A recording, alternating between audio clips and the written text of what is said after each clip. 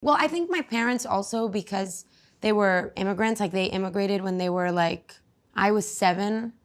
So they must have been like in their early 30s when they came to the United States. My dad like crossed the border. Wow. Yeah, like crossed the river. Walked across. Swam. Swam across the river. So he came first?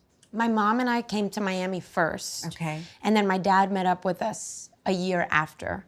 I think I learn a lot about my upbringing as I get older. You know what I mean? Like it's not like they're like sitting around like, oh, I feel like it's almost like they are maybe now at a place where things are maybe settled and calm enough to be like, oh, the crazy and dangerous parts of the story. So what was it like for you to leave to come to the States? Do you remember leaving the street you grew up on? I think a lot of like immigrant parents or immigrant children might relate to this, but I think like immigrant parents like kind of feel like kind of have to lie a lot. Do you know what I mean? Like upsell you. It's gonna be great. Well, they told me that we were going to Disney World.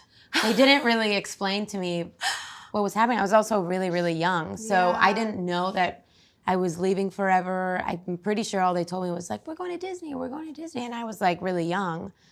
Just so I understand, was there like a plan to eventually take you to Disney, or was it really just like? I think that was probably the dream. The dream, yeah. Eventually, totally. we're gonna have enough money to go to Disney. Yes, of course. Yeah, totally. This is the necessary step in getting you to Disney World. I think Disney was maybe the metaphor for a better life, totally. like where your wishes come true. Yeah, totally. What memories do you have of leaving or of arriving? Either one. I remember a train or a Greyhound. We took like a Greyhound bus because my mom went from Cuba to Mexico to here. Oh. Because Cubans at that time, there was a different law where Cubans could cross to the United States and get asylum, like citizenship. So that's why my dad had to get kind of left behind because he's Mexican, not Cuban. Right. And then I remember being on a Greyhound bus and I had like a journal. I remember my mom like carrying me over her shoulder and like going into a gas station and like trying to speak English, but like kind of speaking broken English, and I was like asleep. Did you speak English at the time? No, I spoke no English. You learned English when you came here.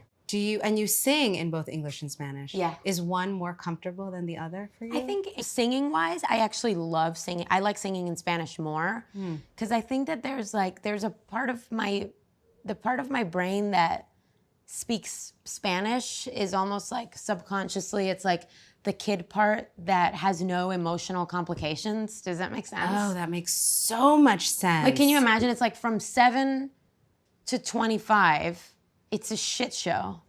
Like, it's like It's complicated. It's complicated. There's anxiety, there's this happens. It's like all of the hard stuff happened at that time. So when I speak Spanish, subconsciously, my voice gets higher. It's kind of like I'm like younger again. And I think there's just less, but writing in English is so much easier for me because I have so much more vocabulary. Like in Spanish, I have a lot less. So that's when I like need help to maybe like express or fill in this word to kind of make for a wittier, punchier line. Whereas in English, I can write totally by myself and I can express myself to the fullest of my feeling. Do you know what I mean? I do.